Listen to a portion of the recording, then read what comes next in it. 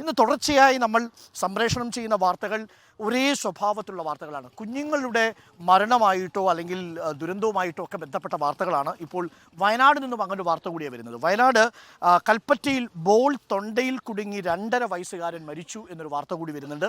ചെന്നലോട് സ്വദേശി മുഹമ്മദ് ബഷീറിൻ്റെ മകൻ മുഹമ്മദ് അബൂബക്കറാണ് മരിച്ചത്. ഇന്നലെ രാത്രി 10 മണിയോടെയാണ് കുട്ടിയുടെ തൊണ്ടയിൽ ബോൾ കുടുങ്ങിയത്. ദീപക് മോഹനാണ് നമുക്കൊപ്പം ചേരുന്നത്.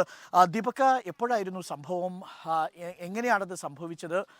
ഇപ്പോൾ എന്താണ് അവസ്ഥ? എനിക്കൊന്ന് വീട്ടുകാരൊക്കെ വളരെ തകർന്നു പോയിട്ടുണ്ടാവും ആ ദാരുണമായ സംഭവം ഇന്നലെ രാത്രിയിൽ ഉണ്ടാകുമ്പോൾ.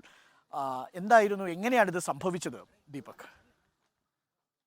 വളരെ ദാരുണമായ ഒരു സംഭവമായിരുന്നു. ഇന്നലെ രാത്രിയാണ് വയനാട് കൽപ്പറ്റ ചെന്നലോട് സ്വദേശിയായ മുഹമ്മദ് ബഷീറിന്റെ മകൻ 2.5 വയസ്സുകാരൻ മുഹമ്മദ് അബൂബക്കറിന്റെ തൊണ്ടയിൽ ബോൾ കുടുങ്ങിയത്. തുടർന്ന് അപ്പോൾ തന്നെ ആ സമയം തന്നെ വീട്ടുകാർ കൽപ്പറ്റയിലെ സ്വകാര്യ ആശുപത്രിയിൽ എത്തിച്ചിരുന്നു. എന്നാൽ ആരോഗ്യാവസ്ഥ ഗുരുതരമായതിനെ തുടർന്ന് പിന്നീട് മേപ്പാടിയിലുള്ള സ്വകാര്യ ആശുപത്രിയിലേക്ക് മാറ്റി.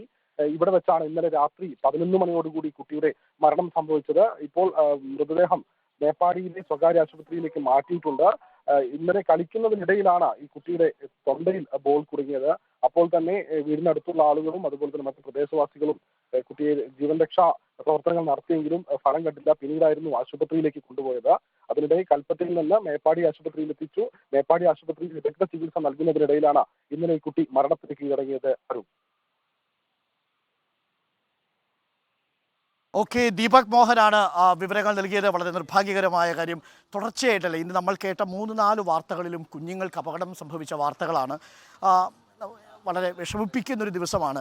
ചില ദിവസങ്ങൾ അങ്ങനെയാണ്, പക്ഷേ ഇന്നത്തെ ദിവസം നമുക്ക് മറക്കാനാവില്ല. പ്രത്യേകിച്ച് ഇന്നലെ ഉത്സവത്തിനിടയിൽ ഒരു കുഞ്ഞിൻ്റെ ശരീരത്തിലൂടെ രഥം കയറുന്നൊരവസ്ഥയുണ്ടാവുന്നു.